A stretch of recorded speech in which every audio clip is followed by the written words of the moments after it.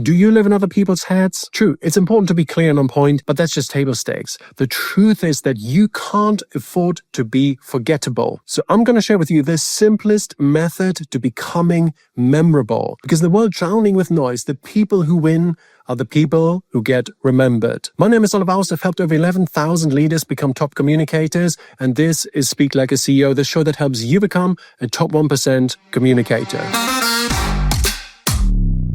If you want to cut through the noise in a presentation, in a meeting, on social media, you need to live in other people's heads. And you do that by becoming quotable. You want to be able to compress years, even decades of experience into a simple sentence.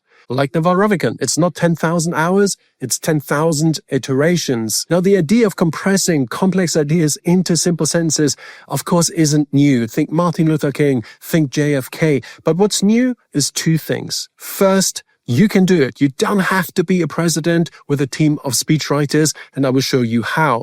Second, your quotes can get amazing reach through social media, in your business, in your company. It doesn't have to go global or viral. It can just be a viral quote in your business.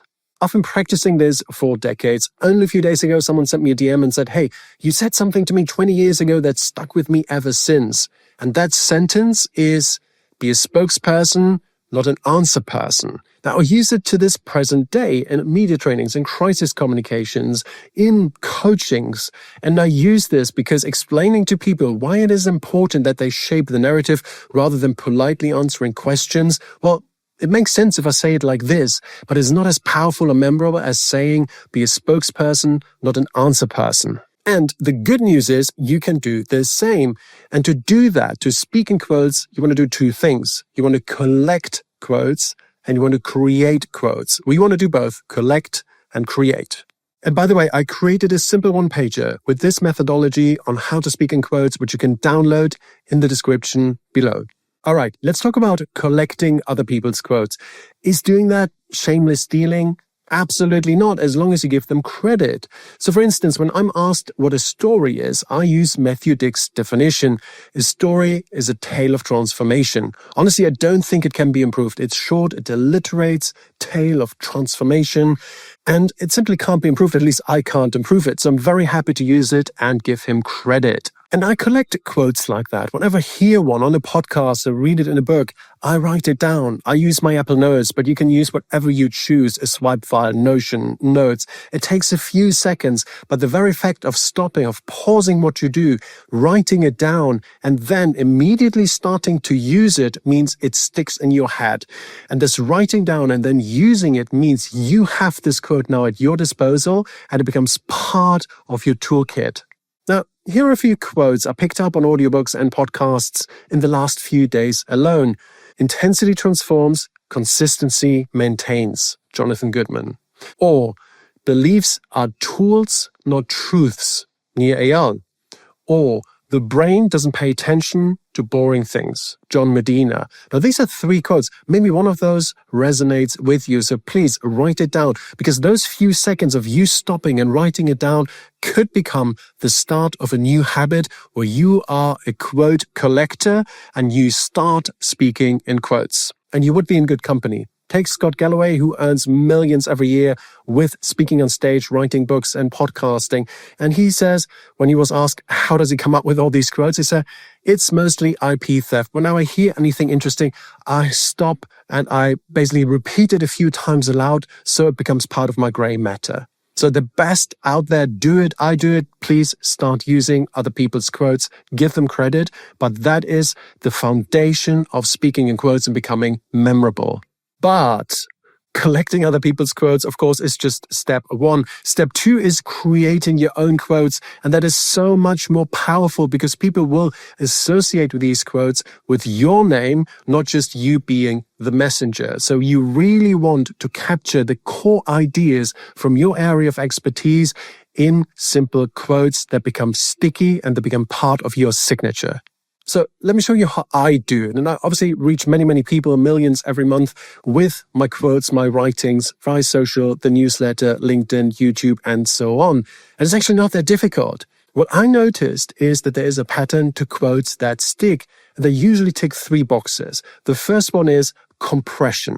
Memorable quotes are short. It comes back to this idea that we want to compress years of wisdom into a simple sentence. 10 years of wisdom, 10 words. That's kind of the formula we're looking for. So make sure when you write down your idea that you subtract rather than add. Make it as short and compressed as possible. For instance, in my most recent book, Message Machine, we wrote that clarity beats complexity. 3 words to capture an important idea, namely the complexity paradox, which means that the more you tell people, the less they understand. That in itself is catchy, but to say clarity beats complexity captures this very idea in just 3 words. So compression comes first. Second, contrast. Contrast means that we create tension between the idea and its opposite. Be a spokesperson, not an answer person, right? You can see this very clearly here. Or the invisible don't build great businesses, the unignorable do. Or if you're accountable, you don't need to be accessible. That's by Cal Newport. And of our Ravikant, we already heard. It's not 10,000 hours, it's 10,000 iterations. So often you will notice that sticky quotes contrast the idea with its opposite. Beware of ChatGPT speak, though. Our LLM friends are very happy to apply this idea, but do it in a very clumsy way. It's not this, it's that. So let's keep it original. Let's not go down that route. But it's not enough to have compression and contrast. We also need cadence. Cadence means that your quote just sounds good, right? And you find out by just saying it aloud, right? Does it have melody, rhythm, rhyme? Is there balance between the different parts of the quote? Maybe the rule of 3 is applied. All of these things are important. However, you can simply test this by just speaking out aloud and finding out if you like to say it and if other people like to hear it. So don't rely on the written word. Make sure that your quote travels by air through oral transmission. Now again, let's take be spokesperson, not an answer person. We already noticed it's compressed, it has contrast, but it also has cadence. It has 3 words on one side, 3 words on the other. That's balance. It has a repetition, person, person. It kind of flows very easily off the tongue, right? There's no friction there. And there's an additional bonus. There's a word that makes sense, but that doesn't exist.